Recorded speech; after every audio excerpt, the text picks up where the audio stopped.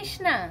আজকের ভিডিওর মধ্যে আমরা পাঠ করব লীলা পুরুষোত্তম শ্রীকৃষ্ণ গ্রন্থ থেকে সেই লীলাটি, যে লীলাটি আমরা আগের দিন হাফ শ্রবণ করেছিলাম, মানে যাজ্ঞিক ব্রাহ্মণ পত্নীদের প্রতি শ্রীকৃষ্ণের অনুগ্রহ। মানে ব্রাহ্মণরা কৃষ্ণ ভক্ত ছিল না, তো তারা যজ্ঞ করছিল, কিন্তু কৃষ্ণের সখাদেরকে কৃষ্ণ যখন পাঠালো যে ওদের থেকে একটু ভিক্ষা নিয়ে আসো, কারণ ওদের খুব খিদে পেয়ে গেছিল গোচারণ করতে করতে, তো ব্রাহ্মণরা তাদেরকে ভিক্ষাদান করেনি। তারপর কৃষ্ণ বলল তাদের সখাদের যে তোমরা এখন গিয়ে তাদের পত্নীদের কাছে গিয়ে ভিক্ষা চাও, কারণ ওরা হচ্ছে শ্রীকৃষ্ণের পরম ভক্ত। তো তারপর কি হয়েছিল সেই লীলাটি আমরা বাদ বাকিটু শ্রবণ করব। সবাই সাথে থেকো। হরে কৃষ্ণ কৃষ্ণ কৃষ্ণ হরে হরে, হরে রাম রাম রাম হরে হরে। হরে কৃষ্ণ ফ্রেন্ডস, রাধে রাধে, শুভ সকাল। কেমন আছো তোমরা সবাই? আশা করছি সবাই খুব ভালো আছো। রাধা মাধব গুরু গৌরাঙ্গের কৃপায় আমিও খুব ভালো আছি। তো আজকে হাফ লীলাটি যেটা আমি সংক্ষেপে একটু বললাম, তো যারা শ্রবণ করোনি গত ভিডিওতে গিয়ে তোমরা শ্রবণ করে নিতে পারো। তো বাদ বাকিটুকু আজকে আমরা এই ভিডিওর মধ্যে শেষ করবো লীলাটি। কেমন?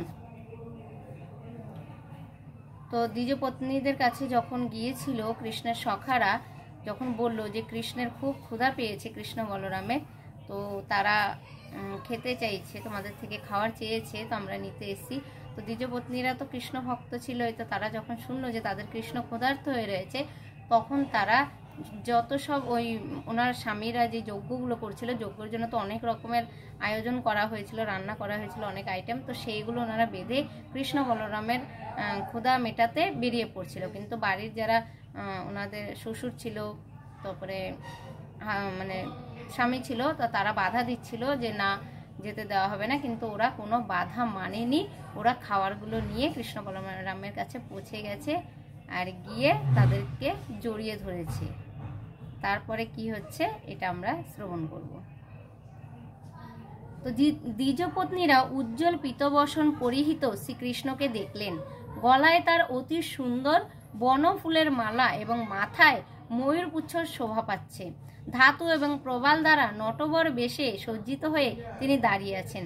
তার এক হাত তার এক সহচরের কাঁধে এবং তার অপর হাতে তিনি লীলা কমল ধারণ করেছিলেন। তার কর্ণোদয়ে উৎপল কপলযুগলে অলকা, তার শিরিঅঙ্গে তিলক এবং মুখপদ্মে সুমধুর হাস্য শোভা পাচ্ছিল। দ্বিজপত্নীরা স্বচক্ষে পরমেশ্বর ভগবানকে দর্শন করলেন, যার কথা তারা বহুবার শুনেছেন, যিনি ছিলেন তাদের অতি প্রিয় এবং যার ধ্যানে চিত্ত সর্বদাই সমাহিত ছিল।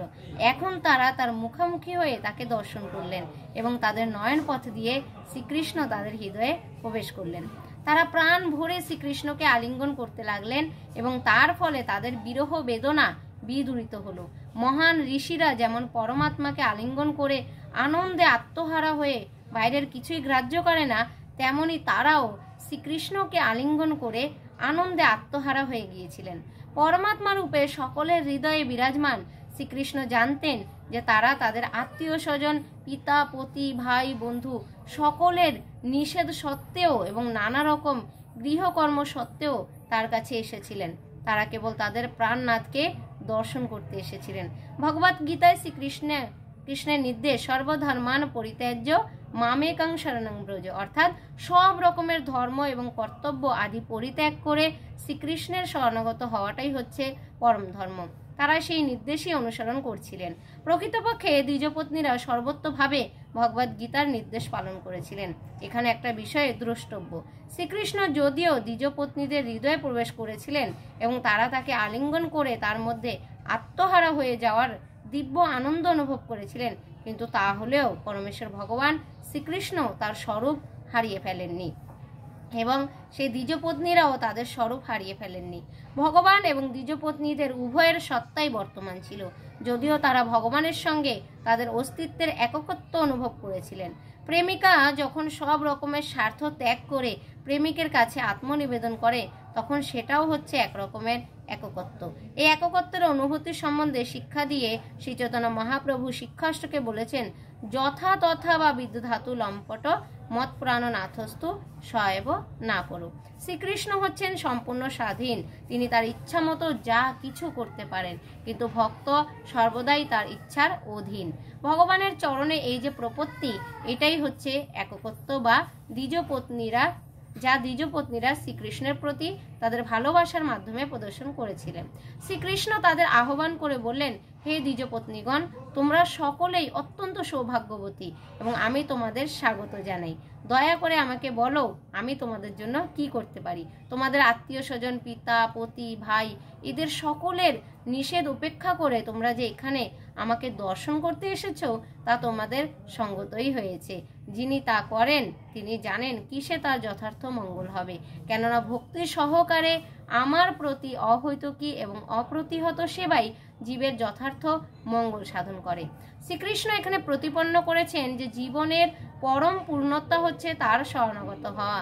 অন্য সমস্ত কর্তব্য এবং দায় দায়িত্ব ঝেড়ে ফেলে দিয়ে পরমেশ্বর ভগবান শ্রীকৃষ্ণের চরণে সর্বত্রভাবে আত্মনিবেদন করাই হচ্ছে সর্বশ্রেষ্ঠ কর্তব্য, কেননা পরমেশ্বর ভগবানই হচ্ছেন প্রতিটি জীবের পরম প্রেমাস্পদ। প্রকৃতপক্ষে সকলেই শ্রীকৃষ্ণকে ভালোবাসেন, কিন্তু ভগবত তত্ত্ব জ্ঞানের মাত্রা অনুসারে তা উপলব্ধি করা যায়। কেউ যখন জানতে পারেন যে তিনি হচ্ছেন চিন্ময় আত্মা এবং সেই চিন্ময় আত্মা হচ্ছে পরমেশ্বর ভগবানের বিভিন্ন অংশ, তাই পরমেশ্বর ভগবান হচ্ছেন প্রেমের পরম লক্ষ্য। এইভাবে উপলব্ধি করে কেউ যখন তার চরণে আত্মনিবেদন করেন, তখন জীবের পরম মঙ্গল সাধিত হয়। আমাদের জীবন, ধন সম্পদ, গৃহ, পত্নী, পুত্রকন্যা, দেশ, সমাজ এবং অন্য যা কিছু আমাদের অত্যন্ত প্রিয়, তা সবই পরমেশ্বর ভগবানের প্রকাশ। তিনি হচ্ছেন আমাদের প্রেমের কেন্দ্রবিন্দু, কেননা তিনি বিভিন্ন রূপে প্রকাশিত হয়ে আমাদের বিভিন্ন অবস্থা অনুসারে, অর্থাৎ দৈহিক, মানসিক অথবা আত্মিক স্তর অনুসারে আমাদের আনন্দ প্রদান করে থাকেন। শ্রীকৃষ্ণ বললেন, হে প্রিয় দ্বিজপত্নীগণ, তোমরা এখন বাড়ি ফিরে যাও। সেখানে গিয়ে যজ্ঞ অনুষ্ঠানে তোমাদের পতিদের সহযোগিতা করো। এখন গৃহকর্ম পরিচালনা করো, যাতে তোমাদের পতিরা তোমাদের প্রতি প্রসন্ন হন এবং যাতে যে যজ্ঞ অনুষ্ঠান তারা শুরু করেছেন তা যথাযথভাবে সম্পন্ন হয়। তোমাদের পতিরা হচ্ছেন গৃহস্থ এবং তোমাদের সাহায্য ছাড়া তারা কিভাবে তাদের কর্তব্য কর্ম সম্পাদন করবেন? দ্বিজপত্নীরা উত্তর দিলেন, হে প্রভু, এই ধরনের নির্দেশ আপনার উপযুক্ত নয়। আপনি প্রতিজ্ঞা করেছেন যে আপনি সব সময় আপনার ভক্তদের রক্ষা করেন, তাই এখন আপনার সেই প্রতিজ্ঞা আপনাকে পালন করতে হবে। একবার যে আপনার কাছে আত্মনিবেদন করেছে তাকে আর জড়জগতের বদ্ধ জীবনে ফিরে যেতে হয় না। আমরাও তাই আশা করি যে আপনি আপনার প্রতিজ্ঞা এখন পূর্ণ করবেন। আমরা সর্বতোভাবে তুলসী পত্র শোভিত আপনার শ্রী পাদপদ্মে আত্মনিবেদন করেছি, তাই আর আমাদের তথাকথিত আত্মীয় স্বজন, বন্ধু বান্ধব এবং সমাজের কাছে আপনার শ্রী পাদপদ্মের আশ্রয় পরিত্যাগ করে আমরা ফিরে যেতে চাই না। আর ঘরে ফিরে আমরা কী বা করব? আমাদের পতি, পুত্র, পিতা, মাতা, ভাই, বন্ধু এরা কেউই আর আমাদের দর্শন করতে চায় না, কেননা আমরা তাদের সকলকে ত্যাগ করে চলে এসেছি। তাই ফিরে যাওয়ার মতো কোনো আশ্রয় আর আমাদের নেই। দয়া করে তাই আপনি আর আমাদের ঘরে ফিরে যেতে বলবেন না। পক্ষান্তরে আপনার আশ্রয়ে, আপনার শ্রী পাদপদ্মে যেন আমরা নিত্যকাল অবস্থান করতে পারি, সেই ব্যবস্থা করুন। পরমেশ্বর ভগবান উত্তর দিলেন, প্রিয় দ্বিজপত্নীগণ, তোমরা নিশ্চিন্ত থাকো যে তোমরা ফিরে গেলে তোমাদের পতিরা তোমাদের অবহেলা করবেন না এবং তোমাদের সাদরে গ্রহণ করবেন। যেহেতু তোমরা হচ্ছ আমার শুদ্ধ ভক্ত, তাই কেবল তোমাদের আত্মীয় স্বজনেরাই নয়, সমস্ত মানুষ, এমনকি স্বর্গের দেবতারাও তোমাদের প্রতি প্রসন্ন হবেন। পরমাত্মা রূপে শ্রীকৃষ্ণ সকলের হৃদয়ে বিরাজমান, তাই কেউ যখন শ্রীকৃষ্ণের ভক্ত হন তখন তিনি সকলেরই প্রিয় হন। ভগবানের শুদ্ধ ভক্ত কারো প্রতি শত্রু ভাবাপন্ন নন। কোনো সুস্থ মস্তিষ্ক সম্পন্ন মানুষ ভগবানের শুদ্ধ ভক্তের সঙ্গে শত্রুতা করতে পারে না। শ্রীকৃষ্ণ আরও বললেন, আমার প্রতি দিব্য প্রেম দেহ সম্বন্ধ যুক্ত নয়, কিন্তু যার চিত্ত সর্বদাই আমাতে সমর্পিত তিনি অবশ্যই অতি শীঘ্র আমার সঙ্গ লাভ করার জন্য আমার কাছে আসবেন। পরমেশ্বর ভগবানের দ্বারা এইভাবে আদিষ্ট হয়ে সমস্ত দ্বিজপত্নীরা তাদের গৃহে তাদের পতিদের কাছে ফিরে গেলেন। তাদের পত্নীদের ফিরে আসতে দেখে ব্রাহ্মণেরা অত্যন্ত প্রীত হলেন এবং শাস্ত্রের নির্দেশ অনুসারে একত্রে উপবেশন করে যজ্ঞ অনুষ্ঠান করলেন। বৈদিক নীতি অনুসারে পতি এবং পত্নীকে মিলিতভাবে ধর্ম অনুষ্ঠান করতে হয়। দ্বিজপত্নীরা যখন ফিরে এলেন তখন যথাযথভাবে যজ্ঞ সম্পাদন হলো। একজন দ্বিজপত্নী শ্রীকৃষ্ণকে দর্শন করতে যেতে পারেননি, কেননা তাকে জোর করে ধরে রাখা হয়েছিল। ধরে রেখেছিল। শ্রীকৃষ্ণ যে নিকটেই প্রতীক্ষা করছেন সেই কথা শুনে এবং তার চিন্তায় সর্বতোভাবে মগ্ন হয়ে তিনি জড়া প্রকৃতির নিয়মের দ্বারা আবদ্ধ তার জড় দেহটি ত্যাগ করে চলে গেলেন। নিত্য আনন্দময় পরমেশ্বর ভগবান গোবিন্দ একজন সাধারণ মানুষ রূপে তার অপ্রাকৃত লীলাবিলাস করেছিলেন এবং দ্বিজ পত্নীদের নিবেদিত খাদ্যদ্রব্য উপভোগ করেছিলেন। এইভাবে তিনি সাধারণ মানুষদের তার প্রতি আকৃষ্ট করেছিলেন। তিনি গাভীদের, গোপবালকদের এবং বৃন্দাবনের গোপবধূদের তার বাণীর প্রতি এবং তার সৌন্দর্যের প্রতি আকৃষ্ট করেছিলেন। দ্বিজপত্নীরা যখন শ্রীকৃষ্ণের কাছ থেকে ফিরে গেলেন তখন যজ্ঞ অনুষ্ঠানে রত ব্রাহ্মণেরা পরমেশ্বর ভগবানকে অন্নদান করতে অস্বীকার করার পাপের জন্য অনুশোচনা করতে লাগলেন। অবশেষে তারা তাদের ভুল বুঝতে পেরেছিলেন। বৈদিক কর্মকাণ্ডীয় অনুষ্ঠানে মগ্ন থেকে তারা পরমেশ্বর ভগবানকে অবহেলা করেছিলেন, যিনি একজন মানুষের রূপ পরিগ্রহ করে এই জগতে আবির্ভূত হয়েছিলেন এবং তাদের কাছে অন্ন প্রার্থনা করেছিলেন। তাদের পত্নীদের বিশ্বাস এবং ভক্তি দেখে তারা নিজেদের ধিক্কার দিতে লাগলেন। তাদের গভীর অনুতাপ হলো যে যদিও তাদের পত্নীরা শুদ্ধ ভক্তির স্তরে উন্নীত হয়েছিলেন তবুও তারা বুঝতে পারলেন না কিভাবে পরমেশ্বর ভগবানকে ভালোবাসতে হয়। তারা নিজেদের মধ্যে বলাবলি করতে লাগলেন, ধিক আমাদের ব্রাহ্মণত্ব, ধিক আমাদের বৈদিক শাস্ত্র জ্ঞান, ধিক আমাদের যজ্ঞ অনুষ্ঠান এবং শাস্ত্রীয় বিধি নিষেধের অনুষ্ঠান, ধিক আমাদের পরিবার পরিজন, এ সমস্তই ধিক। আমাদের হৃদয়ে দেহ, মন এবং ইন্দ্রিয়ের অগোচর পরমেশ্বর ভগবানের প্রতি প্রেমের উদয় হয়নি। এই সমস্ত শাস্ত্রজ্ঞ ব্রাহ্মণেরা যদিও বৈদিক আচার অনুষ্ঠানে অত্যন্ত সুদক্ষ ছিলেন, তারা যথার্থভাবেই অনুশোচনা করেছিলেন। কেননা শ্রীকৃষ্ণের প্রতি প্রেমভক্তির উদয় যদি না হয় তাহলে সমস্ত ধর্ম অনুষ্ঠানই কেবল সময় এবং শক্তির অপচয় মাত্র। তারা পরস্পরের মধ্যে বলাবলি করতে লাগলেন, ভগবানের মায়া এতই প্রবল যে তা মহান যোগীদেরও মোহিত করে। যদিও আমরা শাস্ত্র নিপুণ ব্রাহ্মণেরা মানব সমাজের অন্য সমস্ত বর্ণের গুরু বলে বিবেচিত হই, সেই আমরাও ভগবানের মায়ার দ্বারা মোহিত হয়েছি। কিন্তু দেখো এই স্ত্রীরা কত সৌভাগ্যবতী, তারা কত ঐকান্তিকভাবে পরমেশ্বর ভগবান শ্রীকৃষ্ণকে তাদের জীবন উৎসর্গ করেছে। তারা অনায়াসে তাদের পরিবারের বন্ধন ত্যাগ করতে পেরেছে, যা অত্যন্ত কঠিন। সংসার জীবন একটা অন্ধকূপের মতো, কেননা সেখানে নিরন্তর জড়জাগতিক দুঃখ ভোগ করতে হয়। স্ত্রীলোকেরা সাধারণত সরল চিত্ত বলে অতি অনায়াসে কৃষ্ণ ভক্তি অবলম্বন করতে পারেন এবং কৃষ্ণ প্রেম বিকশিত করে অনায়াসে মায়ার বন্ধন থেকে মুক্ত হতে পারেন, যা তথাকথিত অতি বুদ্ধিমান ও পণ্ডিত পুরুষদের পক্ষে অত্যন্ত কঠিন। বৈদিক নির্দেশ অনুসারে স্ত্রীলোকেরা দীক্ষার মাধ্যমে সংস্কৃত হয়ে যোগ্য ও পবিত্র ধারণ করতে পারেন না এবং তারা ব্রহ্মচারিণী রূপে গুরুর আশ্রমে বাস করতে পারেন না। এমনকি কঠোর নিয়ম কানুনগুলি পালন করতেও তাদের নিষেধ আছে।